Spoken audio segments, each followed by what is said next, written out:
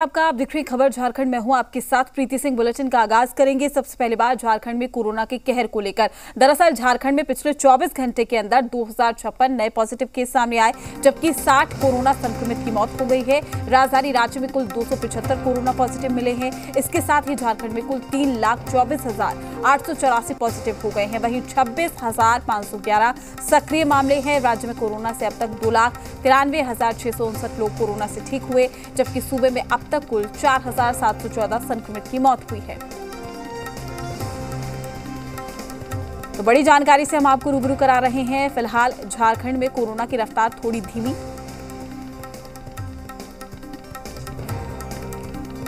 तो 2056 नए मामले सामने आए हैं। बड़ी जानकारी से हम आपको रूबरू करा दें तो 24 घंटे में कोरोना से 60 संक्रमित की मौत हुई है। रांची में 24 घंटे में 275 कोरोना पॉजिटिव मिले।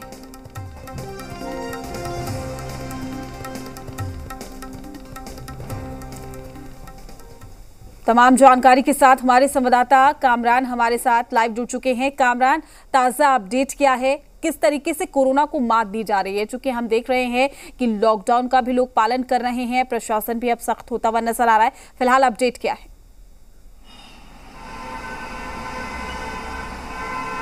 बिल्कुल प्रीति, जब कोरोना का दूसरा फेज यानी दूसरा स्टेज पूरी दुनिया सहित राजधानी झारखंड में भी आया, उसके बाद कहीं ना कहीं लोगों की परेशानी बढ़ गई थी। स्वास्थ्य जो महकमा है वो पूरी तरीके से चरमराता हुआ नज़र आ रहा था। लेकिन जैसे जैसे वक्त गुजरा वैसी वैसी चीज़ें कंट्रोल में ले ली गई। और झारखंड की अगर हम बात करें तो झारखंड में स्वास्थ्य सुरक्षा सप्ताह लागू है।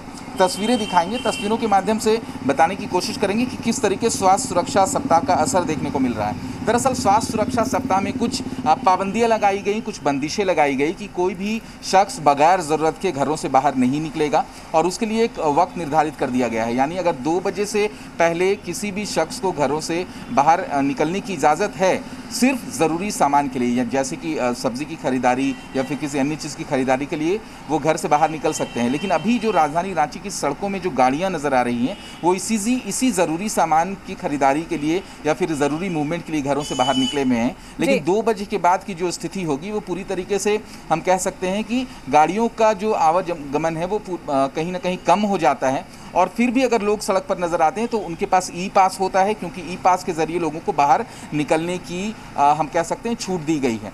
और इसी सब वजहों की वजह से साफ तौर पर संक्रमण का जो दायरा है, संक्रमण का जो आंकड़ा है वो कंट्रोल में होता नज़र आ रहा है। जिस वक्त कोरोना का ये फेज शुरू हुआ था तो राजधानी रांची से ही तकरीबन 1500 से 1700 हर रोज़ संक्रमित लोग मिल रहे थे। लेकिन अब वो आंकड़ा घटकर 400 के करीब पहुंच चुका है। हालांकि अभी भी ये आंकड़ा ज़्यादा है, 400 के करीब का आंकड़ा ज़्यादा है, लेकिन पहले के बनिस्बत काफ़ी कंट्रोल है। और कोशिशें लगातार जिस तरीके से गवर्नमेंट की है कि स्वास्थ्य सुरक्षा सप्ताह के तहत इस चेन को तोड़ा जाए, तो इस चेन को तोड़ने में यह कारगर कदम साबित होता नज़र आ रहा है। अब लोगों को ज़रूरत है और भी ज़्यादा जागरूक होने की और कोविड गाइडलाइंस का पूरी तरीके से सख्ती से पालन करने की। बड़ी बात यह है कि स्थिति को हमने आउट ऑफ कंट्रोल होते हुए भी देखा है और अब हम अंडर कंट्रोल होते हुए भी स्थिति को देख रहे हैं। लेकिन बड़ी समस्या यह है कि ना सिर्फ कोरोना, जबकि प्रशासन पूरी तरीके से अब तैयारियों में जुटा हुआ है कि जो तीसरी वेव है, थर्ड स्ट्रेन है, उससे किस तरीके से निपटा जाएगा। चुनौती उसको लेकर भी बढ़ गई है। हम कह सकते हैं इस बीच का जो फर्क है, जो समय है, वो कहीं ना कहीं यूटिलाइज करने की जरूरत है।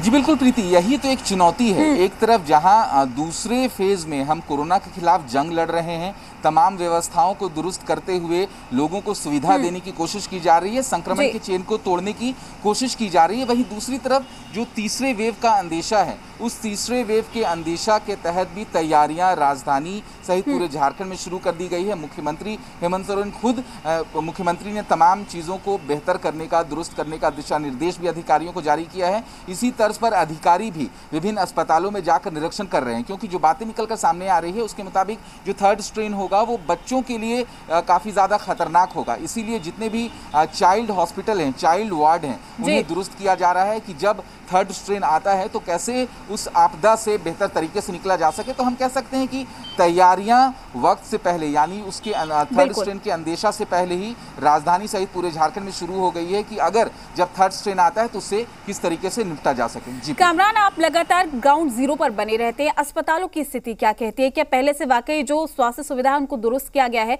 दूसरी तरफ प्रशासन अभी भी ये कह रही है कि जो तमाम जो तैयारियां हैं हम लगातार वो कर रहे हैं ताकि हम कोरोना की तीसरी वेव से भी लोगों को बचा सके, लेकिन जमीनी स्तर पर क्या वाकई वो तैयारियां देखने को मिल रही है?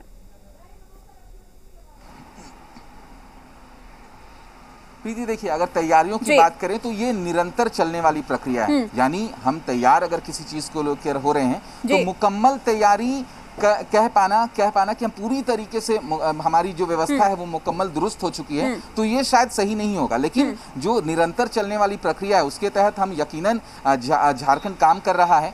पहले अगर बेड की बात करें, आईसीयू की बात करें तो तमाम चीज़ों की किल्लत देखी जा रही थी, लोगों को काफ़ी ज़्यादा परेशानी का सामना करना पड़ रहा था। लेकिन जिस तरीके से लगातार ऑक्सीजन जनरेटेड बेड का लगाए गए, विभिन्न अस्पतालों में व्यवस्थाओं को दुरुस्त किया गया, तो आज स्थिति ऐसी है कि कई अस्पताल हैं जहां पर जो बेड हैं, जो आईसीयू हैं, जो वेंटिलेटर्स हैं वो खाली हैं। और ये अच्छे संदेश भी हैं क्योंकि अगर बेड खाली है, वेंटिलेटर्स खाली हैं तो कहीं ना कहीं लोग जो है वो संक्रमित कम हो रहे हैं। और सबसे खास बात कि संक्रमण, जितने भी लोग संक्रमित हुए हैं उनके ठीक होने का आंकड़ा भी काफ़ी ज़्यादा से बढ़ता जा रहा है, काफ़ी तेज़ी से बढ़ता जा रहा है। तो ये चीज़ें भी एक पॉजिटिव साइन है कामरान, बिल्कुल। लेकिन किसी भी आपदा से निपटने के लिए प्री प्लानिंग जो है काफ़ी अहम हो जाती है और वही प्रशासन से जो आम जनता है वो उम्मीद करती है। और वाकई इसी उम्मीद के साथ हम तमाम आपदा से निपटने की तैयारियां करते हैं और उम्मीद यही करेंगे कि धीरे धीरे ही सही एक बार फिर से जो जिंदगी है वो पटरी पर लौटती हुई नजर आए।